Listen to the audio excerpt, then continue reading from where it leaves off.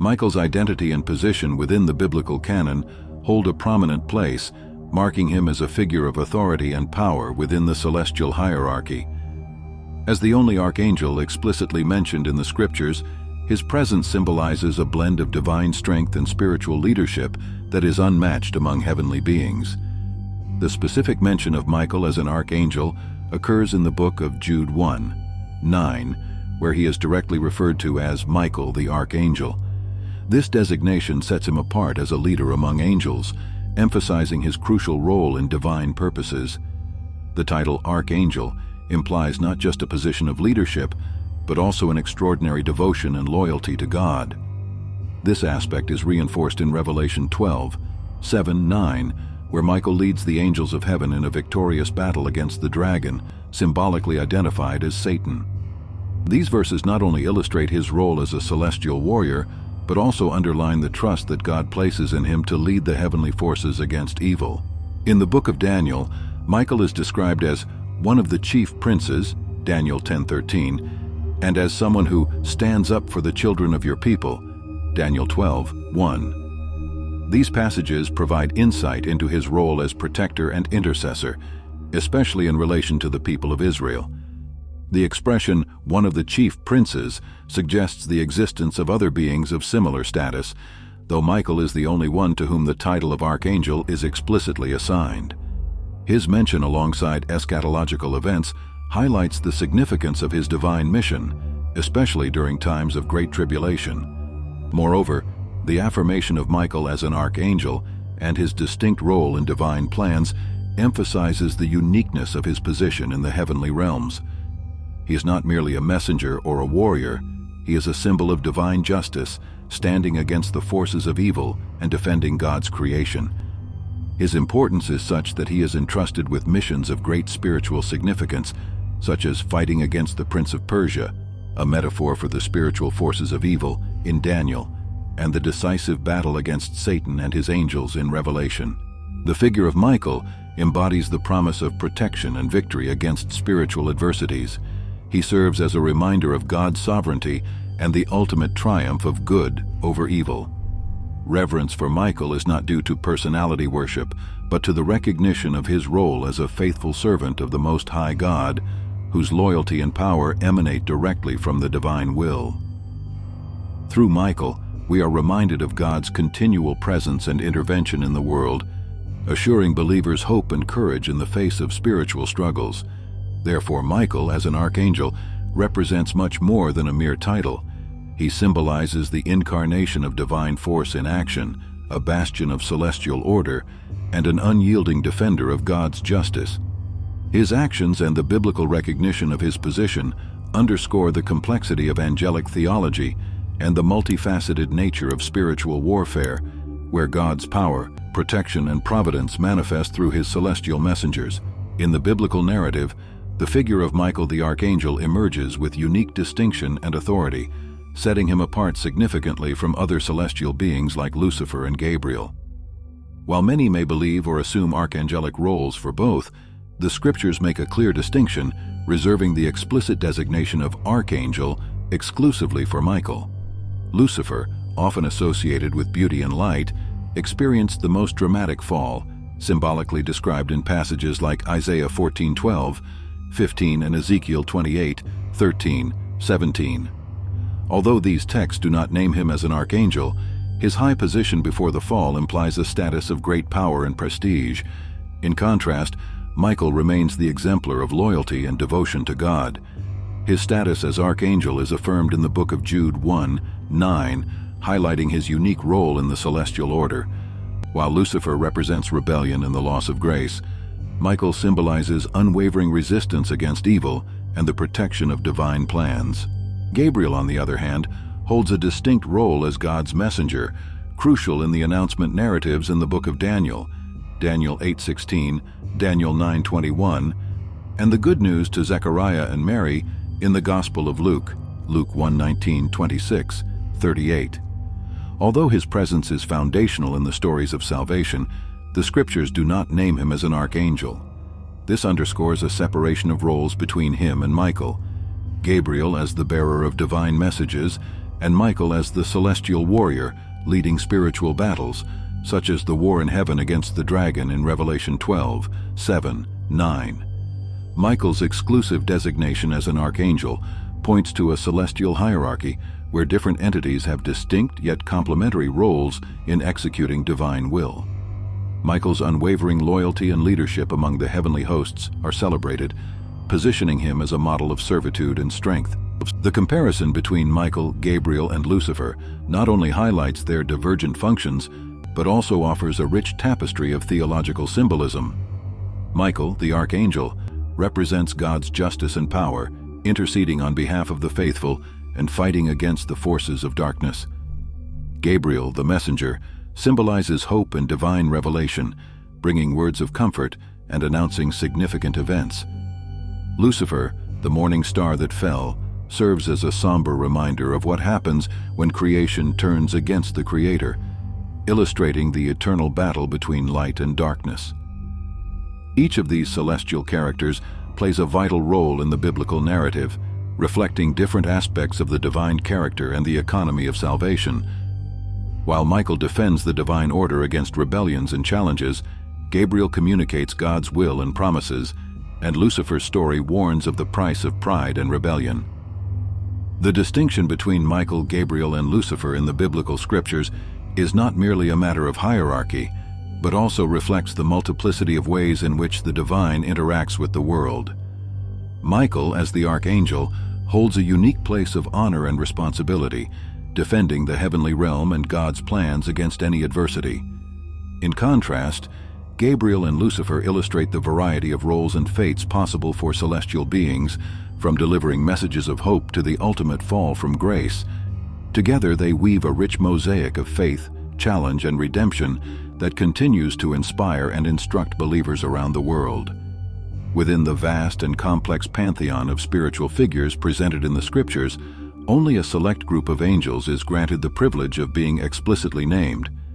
These angels, Michael, Gabriel, Lucifer, and Abaddon Apollyon, occupy distinct and significant roles in the biblical narrative, offering a fascinating insight into the nature and organization of the spiritual realm as understood by Judeo-Christian traditions. Michael, identified as the sole archangel by the Bible in Jude 1:9, and Gabriel, presented as the divine messenger in various passages such as Daniel 8:16, 17, and Luke 1:26, 31, exemplify divine power and grace. They serve specific purposes within the celestial order, with Michael leading the heavenly hosts in battle as seen in Revelation 12:7, and Gabriel conveying messages of cosmic importance to humans. Lucifer, often associated with the light bearer and identified as the morning star in passages like Isaiah 14:12, embodies the fall from grace and rebellion against God. Although his story is more extensively elaborated in later Christian tradition, the description of his fall highlights the theme of pride and rebellion within the biblical context. Abaddon, known in Greek as Apollyon, is mentioned in Revelation 9:11 as the angel of the abyss, symbolizing destruction and chaos. This angel personifies destructive forces and is associated with divine judgments and calamities, offering a perspective on the more fearsome aspects of divine justice. The mention of Michael in Daniel 10:13 as one of the chief princes opens the door to speculations about the existence of other archangels within the celestial hierarchy. This passage suggests an organized and complex structure of spiritual beings serving under divine command, each with their own responsibilities and domains of influence. This rich tapestry of angelic characters reveals the diversity of roles and the balance of power within the spiritual realm as conceived by the sacred scriptures. While Michael and Gabriel act as defenders of the divine order and messengers of God's will, Lucifer and Abaddon exemplify aspects of rebellion and destruction that challenge this order. The nominal identification of these angels in the scriptures not only distinguishes them as beings of particular importance in divine plans, but also serves as a reminder of the constant and influential presence of spiritual forces in human life and in biblical cosmology. Speculation about the existence of other archangels reinforces the idea of a vast and intricate celestial hierarchy, albeit not fully revealed in the scriptures, that operates under the sovereignty and direction of God. Through these figures, the scriptures invite us to reflect on themes of loyalty, obedience, rebellion, and redemption, providing insights into the nature of good and evil, as well as the role of humanity in the vast cosmic plan orchestrated by divine providence. The doctrine that suggests a shared identity between Jesus Christ and Michael the Archangel, while intriguing to some, significantly deviates from traditional interpretations of the scriptures. This conception is corrected by a careful analysis of biblical texts, especially those found in the book of Hebrews, which clearly established the distinction between the divine nature of Christ and that of the angels, including Michael. The book of Hebrews offers a detailed exposition on the superiority of Jesus over the angels. Hebrews 1:4 states that he became as much superior to the angels as the name he has inherited is more excellent than theirs. This verse establishes Christ's preeminence not just in function and authority, but also in nature. By inheriting a more excellent name, Jesus is placed in a category entirely distinct from that of angelic beings. Hebrews 1:5 reinforces this distinction by quoting Psalm 2:7 and 2 Samuel 7:14, asking, "For to which of the angels did God ever say, 'You are my son, today I have become your father'? Or again, 'I will be his father, and he will be my son'?" This rhetoric highlights the uniqueness of Jesus' relationship with God, a relationship not shared with any of the angels, including Michael. Christ's supremacy is further evidenced in Hebrews 1:6, where it is mentioned that when bringing the firstborn into the world, God commands all angels to worship him. This act of worship, reserved only for God, affirms Christ's divinity and clearly distinguishes him from any angelic entity. The idea that angels, including Michael, are instructed to worship Jesus invalidates the notion that they could be one and the same person. Furthermore, Jesus' mission and ministry are outlined in the scriptures as unique and fundamental to the Christian faith. He is described as the Word made flesh, John 1:1-14, the mediator of the new covenant, Hebrews 9:15, and the only way to salvation, John 14:6. These characteristics and functions are incompatible with the nature and role of angels, serving as further testimony to his unique and separate identity from Michael. The analysis of the scriptures reveals a clear distinction between Jesus Christ and Michael the Archangel. While Michael is a powerful servant of God with a significant role within the celestial order, Jesus is presented as the Son of God, distinct from all created beings, divine in nature, and the object of angelic worship. This understanding is crucial for maintaining the integrity of Christian doctrine, reaffirming Christ's uniqueness and supremacy in Christian theology. Therefore, attempts to amalgamate Jesus with Michael not only confuse the biblical understanding of Christ's identity, but also diminish the recognition of his exclusive and essential position as Savior and Lord. Michael the Archangel holds a prominent position in the Scriptures, not just as a defender of the heavens, but also as a protector of God's people. His presence is particularly felt in times of spiritual conflict and celestial warfare, standing out as a divine warrior and a powerful intercessor among celestial beings and humanity. In the book of Revelation, Michael is portrayed as a celestial leader in direct combat against the forces of Satan. Revelation 12:7-9 describes an epic battle in the heavens where Michael and his angels fought against the dragon. The dragon and his angels fought back, but they were defeated, and there was no longer any place for them in heaven.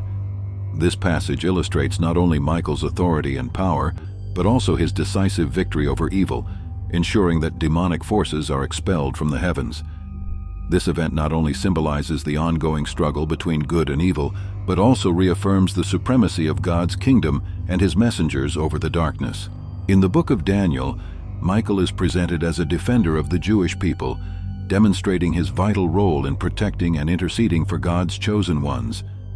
Daniel 10:13 mentions him as one of the chief princes who came to assist the angel in his mission to deliver a message to Daniel, highlighting the spiritual opposition encountered by divine messengers. More significantly, in Daniel 12:1, Michael is described as the great prince who protects the people of God, a promise of security and preservation during times of tribulation. These verses not only underscore Michael's significance in the angelic hierarchy, but also his unwavering commitment to the salvation and well-being of the faithful. These biblical depictions of Michael as a warrior and defender reflect his unique role as an intercessor between God and man. His battle against the forces of evil and his dedication to the protection of the chosen people demonstrate divine intervention in human affairs, ensuring that, even in times of greatest adversity, God's presence and protection remain with those who are faithful.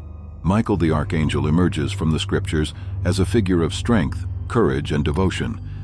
His role in biblical narratives is not just symbolic of the eternal struggle between light and darkness, but also a testimony to God's promise of protection and salvation for His people. Through Michael, we are reminded of God's constant presence and His celestial messengers, ready to defend, protect, and intercede on behalf of humanity. The veneration of Michael in Judeo-Christian traditions is not just a recognition of his power and authority, but also an acknowledgement of his ongoing mission to preserve the divine order against the forces of chaos and destruction. The biblical texts reveal a fascinating dimension of spiritual conflicts, where celestial forces and demonic principalities vie for influence over the destinies of nations and individuals. A particularly illustrative episode of this conflict is found in the book of Daniel, where Daniel's encounter with an angelic messenger faced spiritual resistance from the Prince of Persia. This event highlights the complex hierarchical organization and the reality of spiritual battles occurring beyond human perception. Daniel 10:13 provides a direct account of this conflict, where the angel explains to Daniel, "The prince of the kingdom of Persia withstood me 21 days, but Michael, one of the chief princes, came to help me, for I was left there with the kings of Persia." This verse reveals not only the existence of spiritual entities that hold power over specific geographical regions, but also the intervention of Michael, who is described as one of the chief celestial princes, assisting in overcoming these resistances. The reference to the Prince of Persia suggests a hierarchical organization in which spiritual beings exercise authority or influence over geographical areas or nations. The need for Michael's intervention indicates the level of power these principalities possess and the importance of angelic missions in fulfilling divine purposes. This episode underlines the reality of the spiritual battles mentioned in Ephesians 6:12, where Paul warns, "For we do not wrestle against flesh and blood, but against the principalities, against the powers, against the rulers of the darkness of this age, against the spiritual hosts of wickedness in the heavenly places." The events described in Daniel vividly exemplify this struggle, revealing the complexity of the forces at play and the ongoing battle between good and evil in the spiritual realm.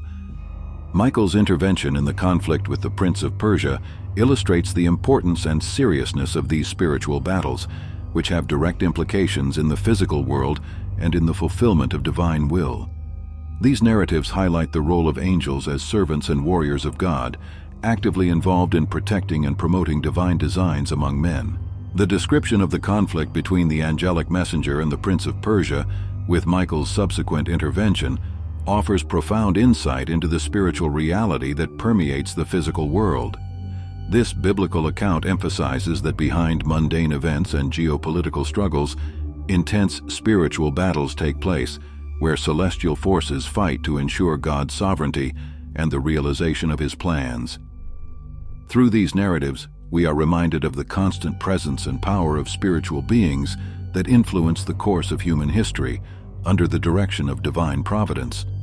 The Bible presents a diverse panorama of the functions and responsibilities of celestial beings, with special emphasis on figures such as Michael, Gabriel, and Lucifer. Each of these angels occupies a unique role in the cosmic spiritual drama, reflecting the complexity and depth of celestial organization and its impact on the human and spiritual world.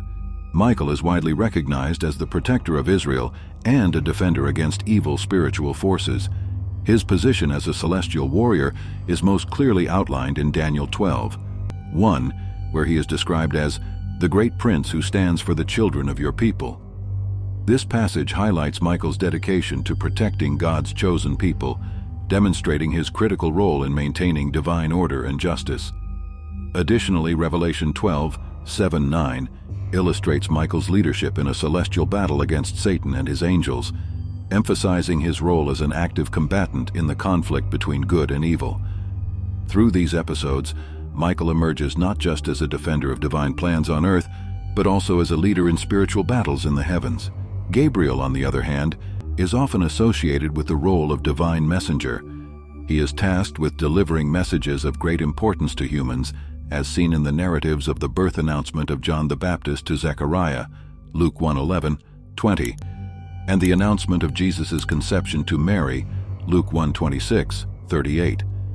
These verses underline Gabriel's critical function in communicating God's designs to men, acting as a bridge between the divine and the human. Lucifer, known as the light-bearer, is described in passages such as Isaiah 14:12, 15, and Ezekiel 28:12, 17. Although his name does not appear directly, but his story is inferred as an angel who fell due to pride and rebellion against God. These metaphorical descriptions focus on Lucifer's transformation from a high position to the embodiment of rebellion and evil. Lucifer's trajectory sharply contrasts with the missions of Michael and Gabriel, serving as a somber reminder of the consequences of disobedience and pride. The diversity of roles among Michael, Gabriel, and Lucifer reflects the wide range of functions and responsibilities assigned to celestial beings within the biblical worldview.